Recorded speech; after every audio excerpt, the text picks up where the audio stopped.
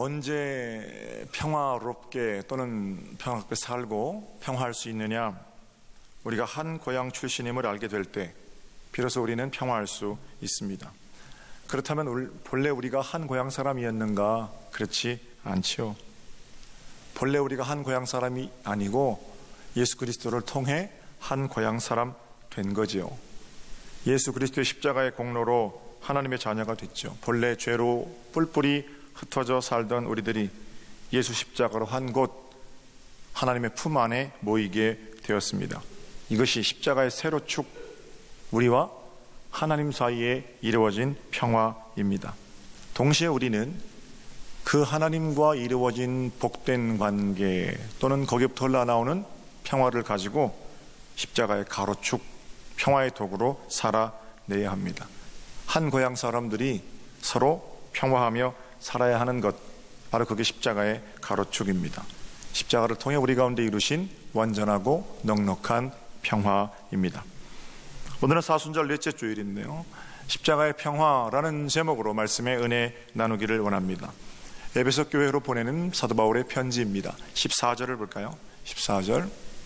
그는 우리의 화평이신지라 둘로 하나를 만드사 원수된 것 그 중간에 막힌 담을 자기 육체로 하시고. 예수 그리스도는 우리의 평화가 되십니다. 예수님을 알기 전에는, 그래서 우리가 하나님의 자녀로 한 고향 사람이라는 것을 깨닫기 전에는 우리는 서로 경쟁 상대였습니다. 겉으로는 웃음을 짓고 있습니다만 저 사람을 누르고 올라가야 내가 살고, 세상은 그렇게 누르고 올라간 자리에서 누리는 것들을 성공이라고 칭찬합니다. 그 세상에 장단 맞춰 사느니까 조금 잘난 게 있으면 우쭐대고 조금 못난 게 있으면 비굴해지고 그러고 살았죠. 경쟁에서 이기려고 잠 못 이루고 그렇게 살았다는 겁니다.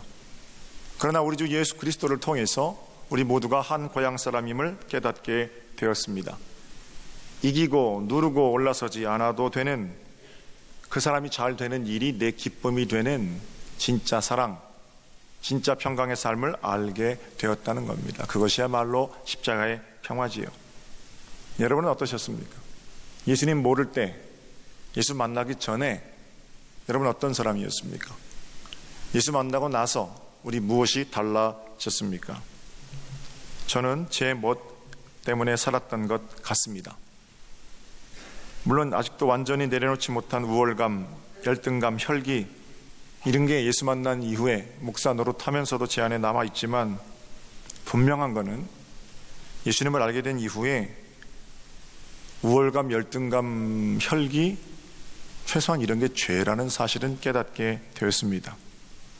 예수 믿기 전에는 야망이라는 이름, 때로는 내 삶을 위한 열심, 열정, 이런 이름으로 포장되어 있었지만 그게 전부인 줄 알았습니다. 그때에는 남보다 앞서가는 사람에게 박수치기가 어려웠다는 거예요. 여러분은 어떠셨습니까? 남이 나보다 뭐 잘한 게 있으면 박수치시는 편이셨습니까? 겉으로는 박수치지만 속으로는 심사가 뒤틀리는 그런 사람은 혹시 아니셨습니까? 예수 믿기 전에 친한 사람들끼리 모여 앉으면 다른 사람 칭찬하는 편이었습니까? 욕하는 편이었습니까? 욕은 아니더라도 뒷담화, 그게 좀 재밌잖아요. 가족들 사이에 예수님 만나기 전에 우리 가족 어떤 가족이었습니까? 아주 많은 순간에 가족의 형편보다 내 자존심이 먼저인 때가 많지 않았습니까? 훈육, 사랑의 매, 이런 이름 속에 내 자녀에게 내 욕심을 조급함으로 강제하지는 않으셨습니까? 여러분, 남편과 아내에게는 서로 어떠셨습니까? 예수님 가운데 세워놓지 않고 내 남편이 조금 더 잘했으면, 내 아내가 지금보다 좀 좋은 아내였으면 그렇게 생각하지는 않으셨습니까? 감사보다는 불만이 많았던, 하나님 고마워요 하기보다는 하나님 이것도 문제예요 하던 그런 삶이 예수 만나기 전에 우리의 삶은 혹시 아니셨습니까? 그건 깨진 평화지요. 예수 만나기 전에 일시적으로 잠시 동안 누릴 수는 있을지언정 곧바로 더 좋은 것이 오면 깨져버리는 그런 평화입니다. 그러면 예수를 잘 믿는 지금 또는 잘 믿는다고 자처하는 우리들은 어떤 모습으로 살아가고 있습니까? 평화를 이루며 살고 계십니까? 한번 생각해 보세요. 마음에 신경질이 막 나고 그럴 때요, 확 신경을 내는 사람이 멋있습니까? 꾹 참는 사람이 멋있습니까? 이제 아이들한테만 생각하지 말고 우리 한번 생각해 보자고요. 성질대로 때려치고 사표 내는 사람이 멋있습니까? 힘들어도 묵묵하게 견디는 사람이 멋있습니까? 뭔가 듣기 싫은 소리를 들을 때 발끈하고 화를 내는 사람이 센 사람입니까? 그게 옳은 말씀이라면 묵묵히 듣고 침묵하고 기도하며 자신의 일을 감당하는 사람이 멋있는 사람입니까? 멋있다는 기준은 다르니까 이렇게 질문 드려볼까요? 그럼 뭐가 어렵습니까? 화내는 게 어렵습니까? 참는 게 어렵습니까? 참는 게 훨씬 어렵습니다. 성질 내는 건 그렇게 어렵지 않아요. 그런데 우리는 많은 부분에서 욱하고 성질 내면서 그렇게 살아갑니다. 은혜가 뭐냐면요, 욱하고 성질 내지 않는 게 은혜가 아니고 내가 그렇게 혈기에 따라 살았던 지난날이 죄였음을 깨닫는 것이 은혜입니다. 죄 가운데 사는 걸 마치 박력 있는 남자, 무슨 시원시원한 성격 이러면서 자랑하고 허세를 부리고 아직 철이 안 난 거지요. 그런 모습이 평화를 깨트리는 모습이거든요. 예수 만나기 전에 정의라는 명분 뒤에 우리의 그런 철없음이 있지는 않은지 생각해 봐야 합니다. 그런 세상 속에서는 평화를 찾기가 힘들거든요. 우리가 본래 그렇게 합리화를 좋아하고 자신의 주장만을 내세우던 그런 사람들이었습니다. 그런데 오늘 본문에 우리는 평화의 사람이 되었다, 이렇게 바울이 이야기하고 있지요. 바로 내 안에서 먼저 시작된 평화가 아니라 우리 주 예수 그리스도로부터 시작된 평화입니다. 그분이 평화를 이루신 방법이 뭡니까? 막힌 담을 허무시는 겁니다. 유대인의 성막에는 각종 담이 있습니다. 여러 개의 뜰 사이에 쳐져 있는 담, 휘장 이런 겁니다. 유대인의 뜰, 이방인의 뜰, 여인들의 뜰. 유대인들이 들어가긴 합니다만 제사장들이 들어갔다가 대제사장만 들어갈 수 있는 지성소 또는 성소, 이 담은 필요하죠. 거룩하기에 구별되었다는 뜻입니다. 누구나 거룩할 수 있어야 합니다. 그러나 아무나 거룩한 건 아니죠. 그렇기 때문에 담이 필요합니다. 그런데 그 담들이 무슨 신분의 높고 낮음이라든지 본래 구별된 항존적인 우열 이런 걸 나타내는 건 아닙니다. 이름하여 차별의 담으로 고정될 때 그 담은 반드시 평화를 깨뜨리게 됩니다. 예수 그리스도 무너뜨리신 담은 담 자체가 필요 없다는 게 아니고요, 그 담이 차별의 담 노릇하는 그걸 못 견디셨던 겁니다. 이스라엘의 가자 지구에 가면 여러분 담이 있습니다. 우리 식으로 얘기하면 그 담은 이제 옹벽인데요, 콘크리트 옹벽, 무려 높이가 8m 이상 됩니다. 팔레스틴 사람들, 아랍 사람들은 거기 담 안에만 모여서 살라라는 겁니다. 이건 과거 유태인들이 독일의 포로로 잡혀갔을 때 게토, 독일 사람들이 그 유태인들을 가둬두었던 그 게토에서의 자기 조상들의 삶을 보고 똑같이 눈에는 눈, 이에는 이 팔레스타인 사람들에게 그렇게 하는 겁니다. 더 길게 말씀드릴 것 없이 몹쓸 짓입니다. 저는 성지순례 갔을 때 그 담을 붙들고 한참 동안 기도했습니다. 기도 후에 하나님께서 이런 마음을 주시더라고요. 그래, 네가 지금 붙들고 기도하는 그 담도 문제지만 네 안에 있는 그 담은 어떻게 할 거냐, 한 목사. 하나님, 제 안에 담이 있나요? 그리고 들여다보니까 제 안에 참 담이 많습니다. 나는 저 사람과 뭔가는 다르다. 뭔가를 좀 잘했을 때는 나는 저런 더러운 것들과는 함께할 수 없다. 알게 모르게 찾아온 교만의 담들이 이런 거예요. 교인들이 요새쯤 늘어나니까 우리 교인 성인 700명 출석하잖아요. 나는 700명 정도 교인 앞에 설교하는 목사이다. 착각이죠. 그 착각이 지속되는 동안 제 마음 불편하거든요. 많은 교인들이 우리 목사님하고 섬겨주십니다. 나이가 젊고 어린데도 어딜 가든지 제일 먼저 음식도 챙겨주시고 좋은 자리도 내어주시고, 그러니까 당연히 내가 그런 대접을 받아도 된다는 그런 못된 생각, 그런 게 저 안으로부터 담을 만들어 내더라고요. 그리고 그렇게 세워진 마음의 담들이 있잖아요. 내가 이 정도 열심히 하는데 이 정도 대우는 받아야지, 내가 이 정도 사람들 사랑하고 살려고 노력하는데 그걸 좀 알아주고, 뭐 이러면서 세워진 교만한 담들이 정작 제 안에서 평화를 깨뜨리더라는 거예요. 하나하나 마음의 담들을 무너뜨릴 때, 그럴 수 있고, 연약함을 좀 견뎌내주는 그런 담들이 무너지는 현장들이 내 안에 생겨날 때 놀랍게도 두 다리 쭉 뻗고 잠을 자게 되더라고요. 저만 그런 겁니까? 여러분은 어떠세요? 신앙생활 잘하시던 분이 이제 목사를 멀리하고 멀리서 저를 만나면 피해가고 눈빛이 이상해지고 그런 경우가 있어요. 뭔가 깊어지려면 오는 교만의 시험입니다. 기도를 하다 보니까 하나님께서 방언의 은사를 주셨다고 한번 생각해 보세요. 혀가 비틀려지고 비밀한 언어로 하나님과 같이 교제하게 됐어요. 그럼 어떤 생각해야 됩니까? 내가 얼마나 멀쩡한 소리로 기도할 때 중언부언했으면, 내가 얼마나 그 평상시 하는 기도에 내 마음을 담지 못했으면 하나님 내 혀를 비트시면서까지 믿어지게 하시는가? 겸손하게 그렇게 생각해야 되는데, 방언에서 받은 날 바로 다음에 장로가, 권사가 방언도 못하고, 이게 교만이라는 담이에요. 전도 잘하시는 분들이 계셔요. 평생 전도하시는 분들은 그냥 전도하십니다. 근데 목요 전도 때 하니까 한 달 연속 전도 나왔고 나서 다니면서 다른 교인들을 향해서 또 어떤 장로는 전도도 안 하고 권사는 전도도 안 하고, 전도 안 나오시는 게 나아요. 그러려면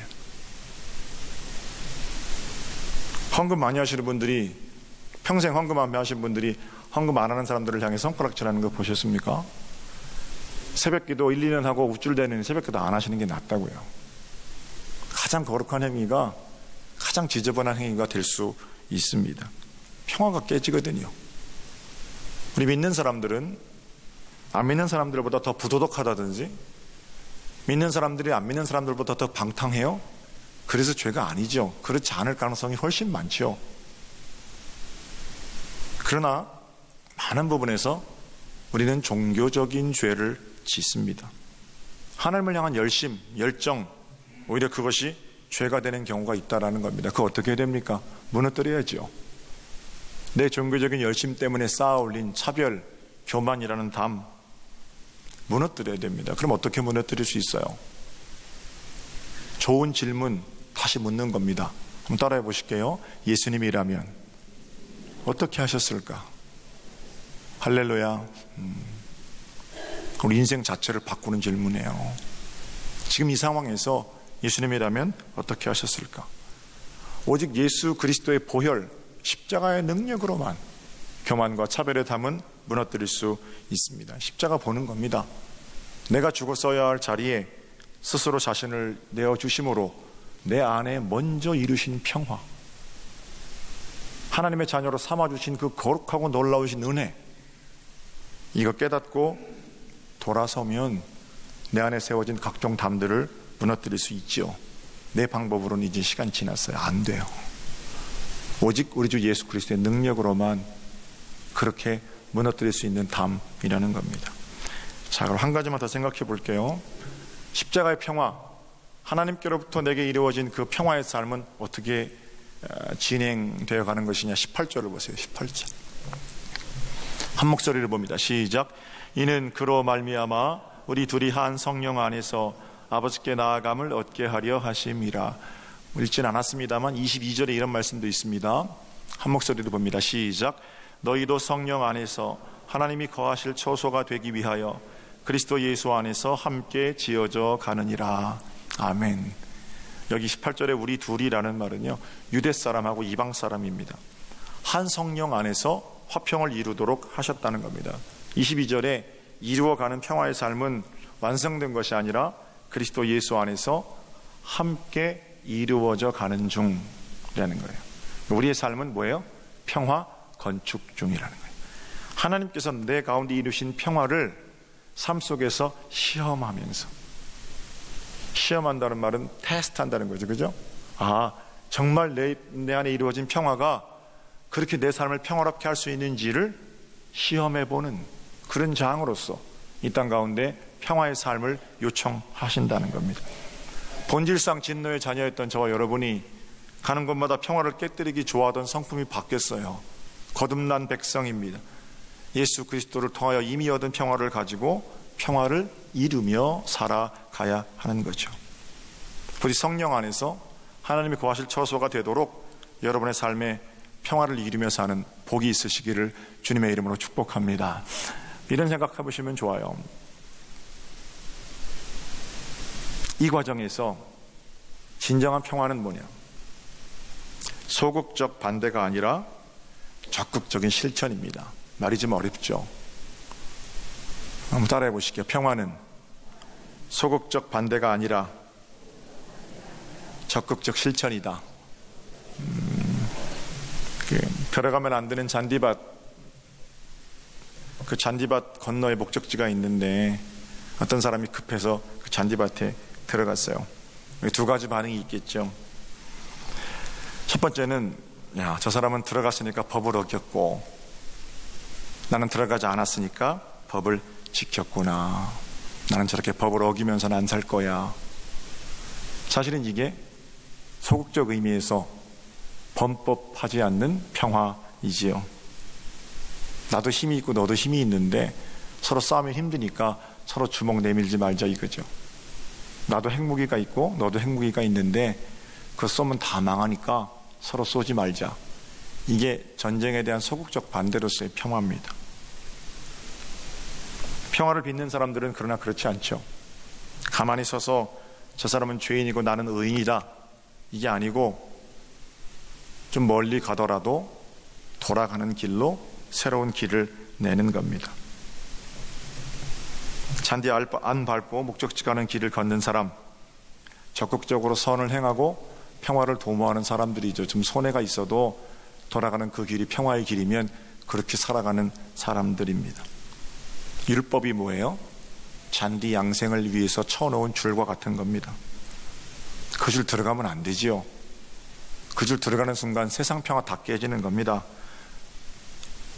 그 줄은 평화를 유지하는 것 같은 역할을 할 수 있어요. 그러나 그 줄이 우리를 목적지까지 인도하지는 않지요. 지구를 몇 번이나 잿더미로 만들 수 있는 핵무기를 가지고 서로 무서워서 보턴을 못 누르는 각종 협약들로 묶어놓은 소극적 평화가 아니라 적극적 평화는 그 핵무기 다 녹여서 농기구 만드는 겁니다. 진정한 평화는 그렇게 우리의 내면으로부터 하나님께로부터 명령을 실천하며 드러납니다. 세상의 법은 우리를 지켜주는 어떤 금 같은 겁니다. 거기에 어떤 말들이 써 있냐면 이건 하지 말아라, 저것도 하지 말아라. 그래야 우리가 평화할 수 있다. 세상이 말하는 법이지요. 그러나 하늘나라 법은 그게 아닙니다. 법 준수는 물론이거니와 평화의 실천이라는 적극적인 사명이 저와 여러분에게 있습니다. 나는 그런 짓은 안 할 거야 라는 차원에서 나는 이런 일을 감당하겠다. 십자가의 자리로 내려가는 사람이 비로소 평화를 만드는 사람들입니다. 어떻게 하시겠습니까? 여러분의 가정, 우리 교회, 이 나라 대한민국, 여러분 평화를 빚는 자들이 되기를 원하시는데 나는 그런 더러운 짓은 안 할 거야. 줄 바깥에 서서 소극적 반대말을 외치시겠습니까? 아니면 적극적으로 예수께서 먼저 가신 그 길을 따라 섬김으로 사랑으로 평화를 빚어 가시겠습니까? 저는 우리 교회 안에 평화를 만드는 사람들이 많아지기를 기도하고 소망합니다. 그냥 가만히 앉아서 다가오는 그런 평화는 없어요. 사도행전 6장에 한 교회 안에 헬라파 유대인과 히브리파 유대인들이 같이 있었지요. 원망이 생기기 시작합니다. 구제를 하는데 헬라파 유대인들이 늘 자기들이 빠졌기 때문입니다. 이유가 있겠죠. 히브리파 사람들은 거기 오랫동안 살았으니까 거기 텃세를 부렸든지 아니면 무슨 구제하다가 착오가 생겼든지, 착오가 생겼어도 헬라파 사람들만 빠지는 건 또 이상한 착오니까 아마 예루살렘을 지키고 살던 사람들의 텃세가 거기 있었겠죠. 가뜩이나 타향 사이에 서러운 사람들이 고향에 와서 그런 대접을 받으니까 고아는 의지할 부모가 없는, 과부 의지할 남편이 없는, 나그네 의지할 집이 없는, 그러니까 그 사람들은 구제를 받아야 되는데 자기 동족들만, 헬라파 유대인, 자기 뭐라고 그럴까요? 자기 사람들, 그런 사람들은 구제에 빠지니까 원망이 점점점 많아졌습니다. 사도들은 성령과 지혜가 충만한 7집사를 세우게 되는데 7집사 전부 헬라파 사람으로 세웁니다. 여러분 잘 아시는 스테반 집사, 빌립 집사 다 그때 세워진 성령과 지혜가 충만한 헬라파 유대인들입니다. 성령께서 그들을 하나로 모으셨습니다. 그리고 나서요, 사도행전 어디를 읽어봐도 예루살렘 교회에 그 구제하는 문제 때문에 더 이상 불평과 원망과 갈라짐이 있었더라? 아니에요. 찾아볼 수가 없어요. 그러면 그 문제는 해결되었다는 겁니다. 예수 그리스도의 평화가 그들의 갈등을 덮은 겁니다. 그러면 공의, 그 안에는 어떤 일들이 있었어요? 히브리파 사람들, 헬라파 사람들 왜 억울한 게 없어요? 누구 봤다는 거예요? 예수 십자가를 바라봤다는 겁니다.